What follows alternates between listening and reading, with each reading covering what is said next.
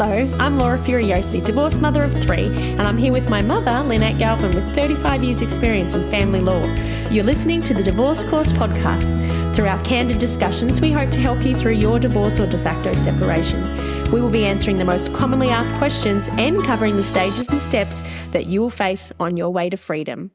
Today, we're going to do something a little bit different before we get into this very valuable podcast episode. We're going to actually read our review out for this month first and give away a lucky phone call to a lucky person who's written in.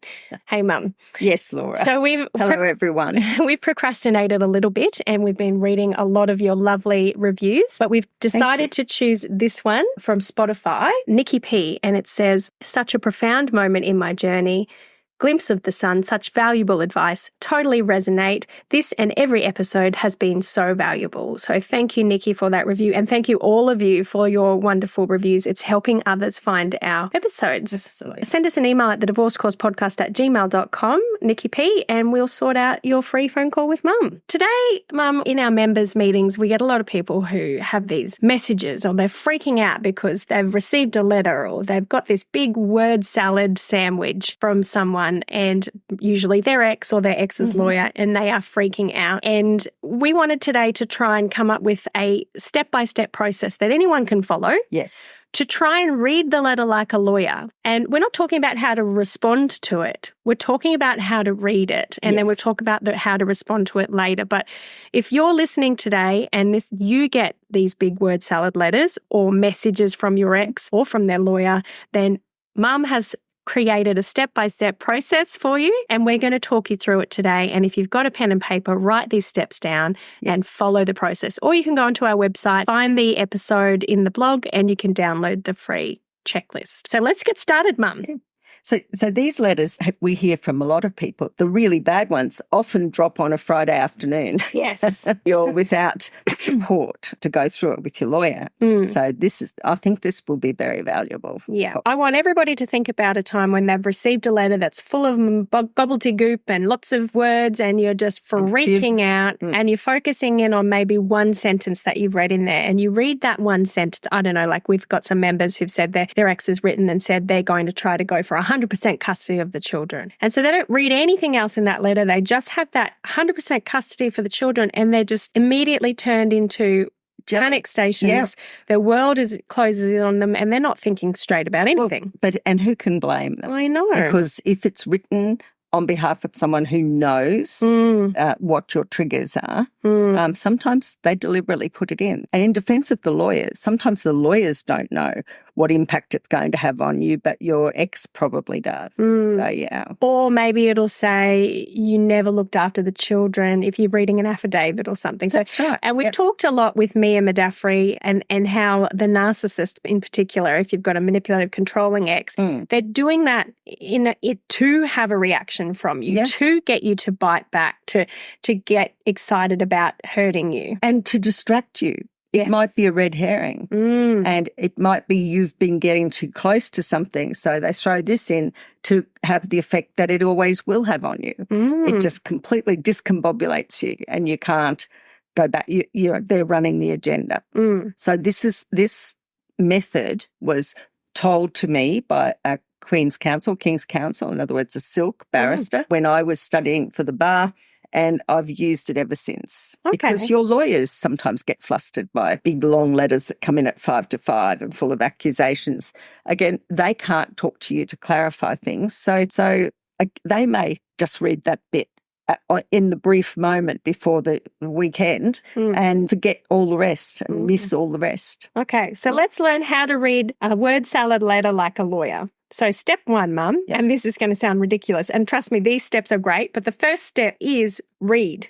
Yes. So explain to me why that's a no-brainer, but what do you mean by read? Because it's different to how I would read. Yes. So whenever I have a document to look at, and this was the advice from my QC friend, you start at the top left-hand corner and you read every word in every line and read it methodically, because something valuable or dangerous may be hidden in those words. So just read it word for word. Sometimes I can use the accessibility settings in Microsoft and I get that to read Computer it to me read it to out me, loud. Yeah, and follow along with your eyes. And then you know you've got the whole story. Okay. So don't panic before you've read the entire So letter. I've seen people read some of these letters and they start reading it to me and they get to a bit that says something that's hurtful and then they go, I can't believe they wrote that, blah, blah, blah, blah. Absolutely. So you're saying don't try and even get emotional about it. Just read it. Don't think of responses to anything that they say. Just go through and read it methodically because you may miss something if you don't. It's reading it like a robot or like a dispassionate person. Yeah, which is so hard to do. Of course. Okay, so that's step number 1. Now, step number 2 is rule out all the emotion in the letter. So you're saying get a ruler and a pen and do what? And just cross it out. So start from the start, and if the word or the sentence is just emotional drivel. Yes. So there's a lot of things like, it's incredibly difficult. What's that mean? Take that out. So take out incredibly. Yeah, take like it out. Black it out. Yeah, I think so. It's not worth it. I know there's some things in this that we're going to get you to write on top of the letter like a lawyer would. So what I would recommend, of course, is photocopying it or making sure you have another copy to show a lawyer because if you black out all the stuff, you can't show them. So, okay, so let's on a copy of the original. Yes. You're going to black out every single word that's emotional. So absolutely incredibly unfit mother to take all those useless, bad words out. Lazy. Oh my gosh. So any adjectives basically. Adverbs. Emotional drivel or sentences that are like, you always did this to me or that, just get rid of it all. Or, and some little smart aleck comments would be like, just like you always did. Okay, so which will, black that you out. can get rid of that because it's not part of what you need to respond to. Okay. As we've talked about in our narcissist episodes as well, that kind of stuff, once you delete it and black it out, you probably have half a letter. Yes. Or half a message. So that's a good start. Yes. The third step, Mum, is highlight all the questions that need answering. Yes. So this, I think, get your highlighter, or if you're doing it on your computer, use the highlighter tool and go through again the letter and see what questions you actually need to respond to. So hopefully your ex has used question marks, so that's a good tip. Anything with the question mark, look at the question. Is it a question that needs answering? Sometimes it might be like our client is wondering, or I was wondering what you plan to do about that. That might not have a question mark, but it's something that they're asking you to respond to. Not were you born in a barn, you never closed doors. So that's not, sorry, I'm having flashbacks from this morning too, just from my kids. So highlight any questions at all that need responding responding okay. to, or may need responding to. Okay, and we'll talk about that in a minute. So, because really, you then have to be aware of the response time. So you're saying that step 5 is go around and circle any deadlines. Yeah. And that's, I got caught out as a young article clerk. I missed a deadline in a letter because I wasn't reading it thoroughly. I read one thing and leapt to conclusions. But I can tell you as a young lawyer, you only do that once. So circle any deadlines. Yes. My principal had to ring up and sort that out and say, look, she's just started. But so just circle those deadlines and be aware of them. Don't react like emotionally to them. Just it's their deadlines. We're not talking yet about whether they're reasonable or not. So their deadlines and their questions. Yep. And then number 6, and there was one other thing you wanted to add into those steps, Mum, was any accusations you may need to respond to. Yes, that's right. So what kind of accusations do they need to maybe also highlight? Yeah, things like, you never called me last night when you were supposed to, or I rang 3 times and you didn't answer. Or, so that they're you're not questions. Always late. Yeah, they're not questions, but they're accusations. And why do they need to respond? Well, because if you don't respond, it can be interpreted that you agree with them. So there's a fine balance between answering every pot shot they throw at you and ignoring every pot shot they throw at you. There's a balance between there, but you may need to pull them up on it. And you might need to put in something in your letter when you respond. As for all of the other allegations, I'll deny them. If that's okay, I deny them. I guess the accusations we need to address, and we've done an episode called Do I Really Need to Respond to This? Yes. Where we talk about, Mum talks about whether you do need to respond to it. But in that episode, and I'll put that in on the website show notes so you can listen to that. But basically, you're saying you need to respond to anything any accusations that the court would look at, so that are in the best interest of the children, that kind of relevant. Yeah. And so that if they have a go at you and say you're too fat or that you're wearing big hair these days or anything, that's not anything relevant. That's nothing to do with it. What people who've done our course, and most of our listeners will know what the law requires them to prove or disprove, and just check it against the legislation and see, is this actually something the judge cares about or not? Because if they write a weird allegation about you and then you respond and then they respond and you respond and it becomes a big thing, the judge is just going to ignore all of it. So, you don't want to be paying a lawyer if you've got one. But you have to be careful what you're saying, is because sometimes these accusations can, that if you don't respond, they can come back later and say, well, you didn't respond to that, so obviously you agreed. In the witness box is when it normally all comes down. Okay. Well, why didn't you answer? Oh, because it was a ridiculous allegation. Well, do you deny it? Yes, I deny it. Well, why didn't you deny it then? So it can get to be a bit of an issue. So, yeah. The other bit that we need to talk about is if you've written a letter and this is a response to your letter, you need to check if they actually answered your question. Yes. And why is that? Because they don't. And sometimes the longer the letter, the less the chance is that they've answered the one or two things you've wanted from them. So check that what you wrote, see if they've actually responded, because in your response to that, you're going to point that out. That you did not answer this question. Because I do think you've mentioned this before, these word salady ones, they're trying to basically distract you and go, look over here. Yes. Like you said, if you're getting close to something, maybe you've found out they've got a bank account they haven't shared the information or for. Or you've asked a question about a property or something. That they don't want to answer. So they go wild accusing you of things and carrying on and trying to get you upset and muddled-headed, so that you're not focused on, well, actually, like you said, controlling how your journey is and saying, no, we're looking at this now. We're focusing on this. Yes. And so, yes, you need to bring them into line. So it's irritating if you get a letter allegedly in response to one of your letters, but it doesn't address the issue, and yet it gives you all this extra work of answering allegations and all of that. So they should maybe just jot down where they're on the letter, the questions that they haven't answered yet. Yes. Yeah. Just keep track. You're going to have to do a look at both of them side by side. And then we have some strategies for how to deal with people who don't respond to questions. Okay. All right. Lastly, go away and think about how you can respond. Yes. I mean, that sounds really basic, but if you have just been accused, outrageous lies, they haven't answered the question you were asking in the first place, or responded to, I don't know, if you're after passports and they won't give you even passports, or whatever it is, like you're really riled up and really angry. So take a break. Yeah. Because those letters will possibly end up attached to an affidavit, being read by a judge. And I want everyone to imagine it's being read out loud by someone on your ex's side in court, and make sure that you're not going to be ashamed. And even in my practice over the years, you fire off a grumpy response. My secretaries always knew to hold it for 24 hours. Yeah. And the next morning I'd look at it and go, oh, and I'd take out all of the, outrageous words. I think the firmest thing that I used to say would be, at the outset, may I remind your client, or we are indeed surprised.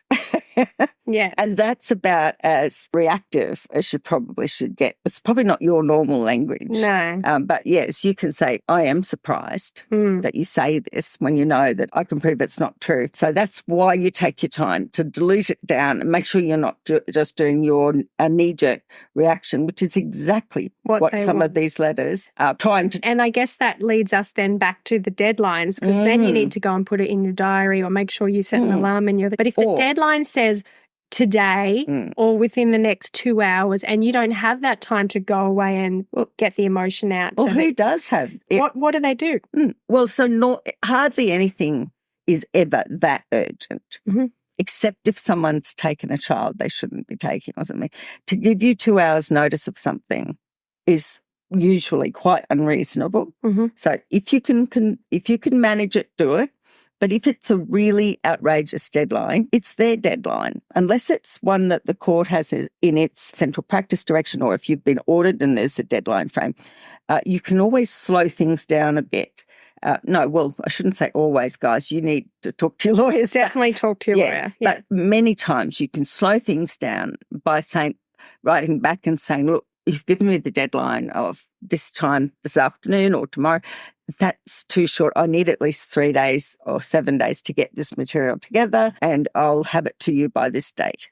Right. So you actually set a genuine timetable. But with the big caution, guys, if it's really urgent, you may need to stick to their timetable. Or if the court has ordered it, well, by goodness, you absolutely must do things that the court has directed. So we used to think court directions weren't as important as a court order, but that's definitely not the case. So if the court says you've got to do this by this date and do that by that date, then you better do it. Yeah. So they've read it from top to bottom, from left to right, every single word. Yes. Which I know a lot of people don't. It's hard, isn't it? Yes. Even if you get a pencil and go put a dot next to each word. Yeah. It's really hard when your emotion is high. Yes. To read every word. So then after you've read it, get a black pen and rule out the emotional words, the incrediblies, the adjectives, anything that's just superfluous to what's being said. Which, is just an emotional word. Yeah. And then go around and highlight any questions that need answering. In a different colour. Yeah. And highlight any accusations that may be relevant to if you ever went into court and they said, well, you didn't disagree to that. Then you've got to circle the deadlines. Yes.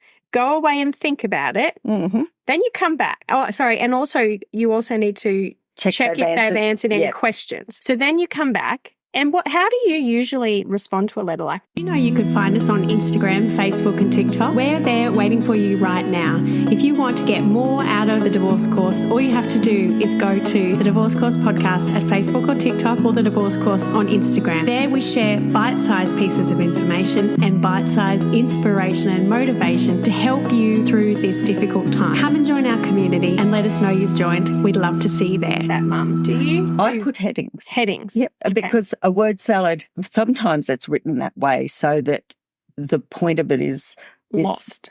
Or it doesn't have a point, you know what I mean? So it's time to bring it into clarity. And this will help particularly if they have not answered your questions. Right. Even number them. Okay. So a quick tip, if you've asked a question and they haven't answered it, but sent you all this wordy stuff instead, write back and say to them, with nothing else in the letter except that your normal heading and dear such and such, I received your letter of such and such date, to which I will respond. However, I note at the outset that you did not answer the following questions. And then I think I'd do number one on a new line, write the question. And if you get cranky enough, put them in bold. Ooh, and a slightly bigger font. Yeah. That's very aggressive from me. Bigger font. That's one, yelling by lawyer speak. Yeah. And number two, don't put capitals though. Right, okay. Two, and put the second question. And then I look forward to your response or something like that. So you send that in a separate letter? Send that in a separate letter that can't be ignored. Yeah. Right. Yeah. So that deals with their non-response. Yeah. Going back to their letter, I think you should be able to put most of the issues in categories. So you'd say something like, I've read your long letter of such and such a date, and it seems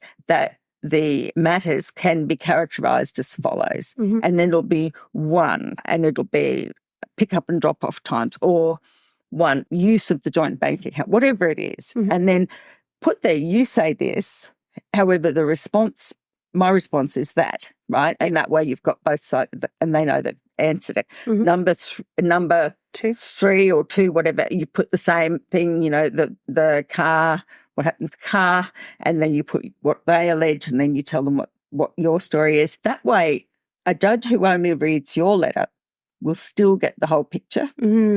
And it also makes it very clear that this letter that you're writing is in response to their letter. Right. So that they can't put their letter before the court without putting your letter before the court, because you have to, one of the rules is in court that you have to provide the court with the whole story, not just a piece of the evidence. So I like to put their words back in the letter, and that there's no doubt then. And head up, this is in response to your letter of the such and such. And then you go through your topics, and then the stuff that you don't need to address or you haven't thought you needed to address, just say, your letter was long And I've addressed everything I think is relevant, but I reserve the right to respond to others if they become relevant later on, something like that, so that you've kept that in your pocket and you still can, when someone says to you in the witness box, why didn't you answer? It didn't seem relevant at the time. Yeah. Yeah. Okay. So, I mean, of course, everyone should go and see their lawyer and get their lawyer's opinion and advice. And this is just legal education to help you manage these giant word salad letters. What happens if, and I'm going to use a term my daughter uses about things that aren't legal related, but what happens if you get a letter that's a nothing burger? So you get it and they go through it, they rule out the emotion and there's actually no questions. Yes. And it's just all nothing. Yes. What are they supposed to do in regards to those ones? Well, I think you could write to the other side, thank you for your letter of the 6th of October. Thank you for your nothing burger. Yeah, thank you. I think we'll stick to letter. Okay, thank or you for email. your If and when the issues you've raised become relevant, I will respond at the time. Okay. Something like that. You'd maybe even say, your letter is very long. Yeah. But I could not see a question in it. Too long, didn't read. It's a TLDR. So don't do that. But what about the people, Mum? Like, this is a great way to deal with your word salad letters. And if you sit down and get this step-by-step process in your head, follow out, just tick it as you go, it is going to make you feel like you're going through a process. You look, and I've been told by a lot of the people that we talk to about manipulative controlling, you've got to remove yourself from the situation and look at it like you're looking at a patient and you're the doctor. And you're going, oh, they're doing that weird thing again where they accuse me of all of this stuff. Yes. Instead of being in it and going, oh my God, he's accused me of something again and blah, blah, blah, blah, blah. I can't believe they would say that. So you're taking yourself out of it and looking at it like a lawyer. Try to look objectively. Yeah, like a lawyer. And they do like a lot of the times the things that you know in your heart that they don't believe and yet they say it. It's so outrageous. Throws you, yes. Yeah. How can they say that? They know I did this every Friday or, just...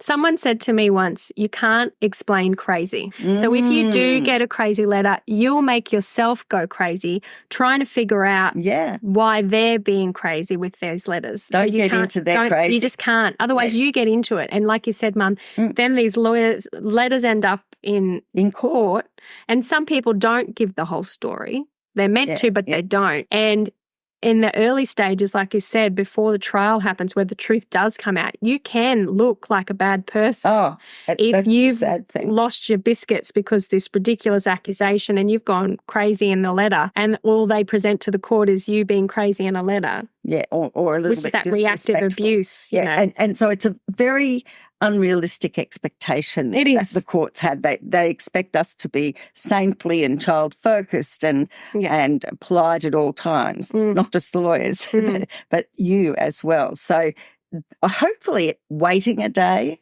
will help you.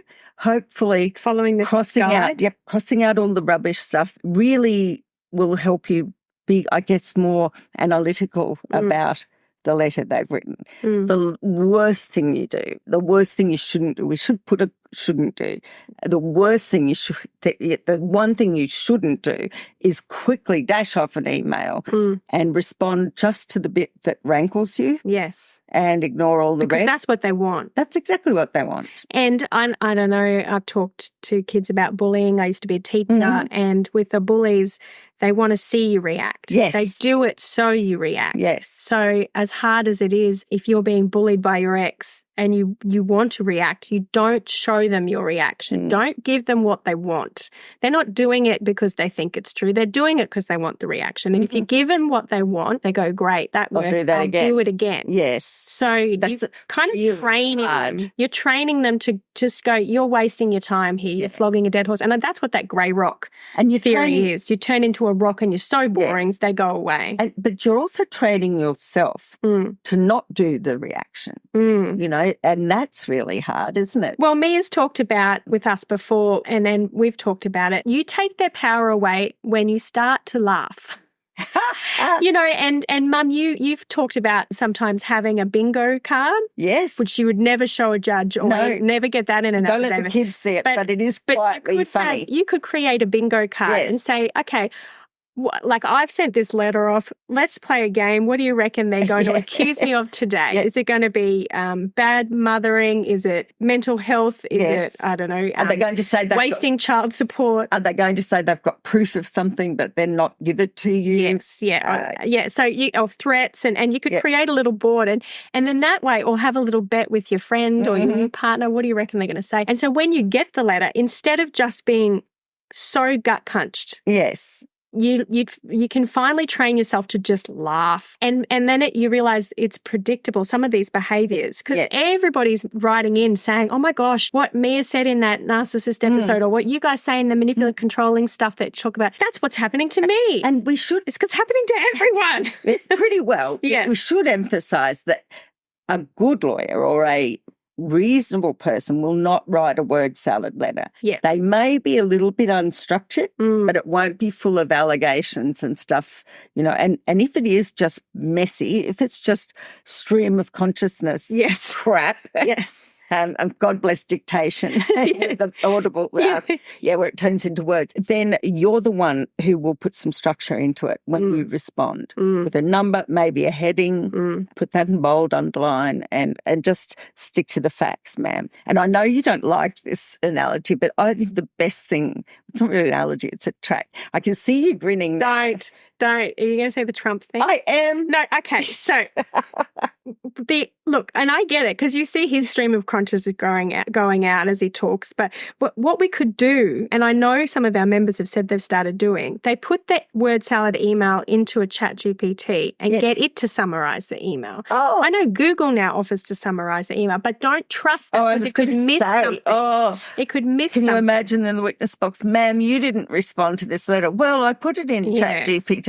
Yes. And bearing in mind with all due respect to the court, the judges, they're all around my age, or a little bit younger, but they're not comfortable with chat GPT yet. No. So everyone's alarm bells will go off. So the other thing, so don't rely on AI for this stuff. But the other thing I wanted to mention, Mum, was, what do you call it? Like, if someone's listening and they're like, I get word salad messages all the time. I'm getting, like, say they're getting 3 a week, or they're getting 2 a day, or if it's in the heat of the moment, they're getting like 5 messages. Is that some sort of harassment? It is. It's post-separation abuse. Okay. So I think that you need to name it, and you need to say, look, we've been separated for this amount of time. In the last week, I've had X number of letters from you. Those letters are long. They're nothing burgers. No, they're long, they're difficult to follow. I'm finding it hard to distill your point out of the letters. In future, please restrict your letters to 100 words. To the facts. And it's hard to say you can only send 1 a week or whatever. Yeah. But restrict the letters to the facts. Otherwise, you're going to bring it to the attention of the court, because and I don't want you to say this to the other side, but one intention may be to run up your legal fees. And I think it behoves the lawyers to take, if you've got a lawyer on the other side, to take the emotion out themselves. They're supposed to do. They're supposed to. And it's hard to do if they're really on board with their client, but they're no good to you. And you should check your lawyer's not doing it. They're no good to you, and the other part and the other party's lawyer's no good to them, really, if they get in the hole with them. Well, they have to be the objective ones. You don't want to be making more fuel to the fire. And as much as you'd love your lawyer to write a letter that sticks it to them, that's not going to make them want to come to a settlement agreement. Yep. And if you look at the Central Practice Direction, there are core values in there, and some of them relate directly to the lawyers. Yeah. And the court can make cost orders against the lawyer for stirring up trouble and making things bad. So you don't want a pit bull lawyer for you. What you need is someone who's brave and strong, but respectful and polite in their communications, but actually strategic, no BS. Yeah.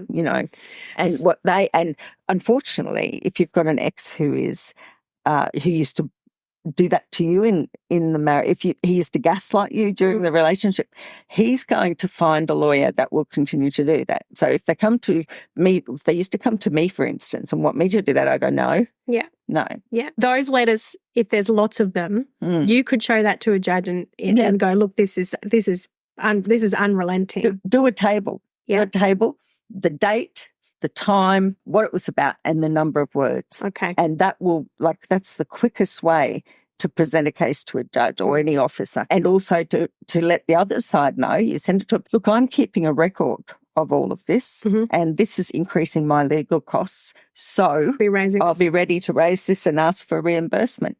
Okay. It just might be enough to pull their heads in. And you can mention the central practice direction. It does apply to your ex as well. It applies to parties and lawyers. Okay. So have a look at those core values.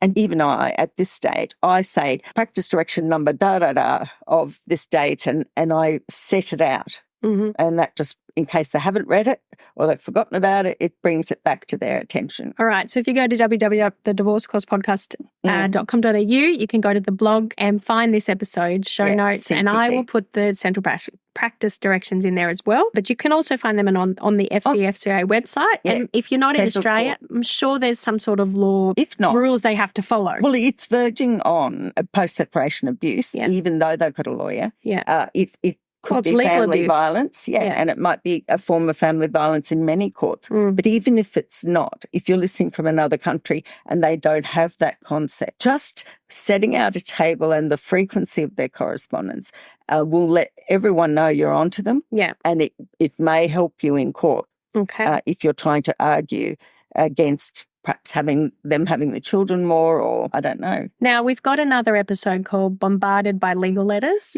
where we talk about some strategies on how to keep your legal bill down if your ex is trying that strategy. So I'll put that in the show notes as well. But let's just run over it again one more time, and you can download this little checklist off our website if you like. How to deal with word salad. Read your letters like a lawyer.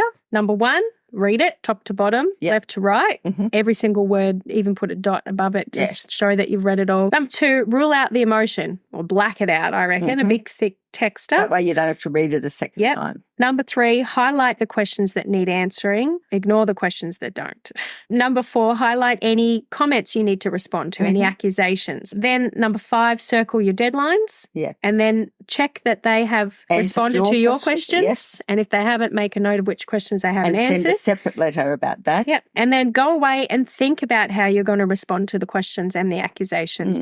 But don't write it right away. And use headings. Or write it, if you want to write it and get it all on paper, for goodness sake, don't send it. And yes, use headings. Yeah. That's exactly right. And I think then just to cover yourself, I think in the end of the letter, I think I'd say, as for other allegations and statements in the letter, they're not true. And I reserve the right to address them more fully later on. Brilliant. In other words, if and when they ever become relevant, which most of them eye rolling, then so you're at least giving them, you've got that blanket response in your response. So if you're panicking, go and follow this process, take the sting out of it, and try and have a laugh. Maybe have a bingo card. It's not, you won't be the only person. It's so common. They put them in a tailspin. These letters put you in a tailspin. And if they're sending it at 5 to 5 on a Friday, that's intentional. Yeah. That is intentional. Or just before some special event, getting married, or you're going overseas, you're about to take your kids to, I don't know, or your birthday. Or your birthday. So it's all on purpose. We had someone say in one of our, we do those Q&As for members who bought the course. And one of the women there, we asked about a winning, what's your win this week? And she said, I didn't get a letter at 4:55 p.m. That's true.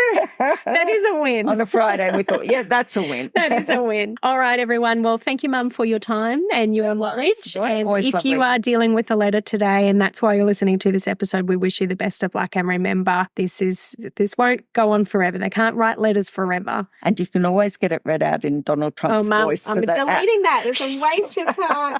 All right. Take care, everyone. Bye. If you found this podcast helpful, we'd love it if you could rate, review and subscribe. By doing so, you are spreading the word to help someone else just like you. Lynn would like to remind you that this podcast is general advice only, and you should always get legal advice in relation to your particular situation. And remember that the Australian laws may have changed since recording.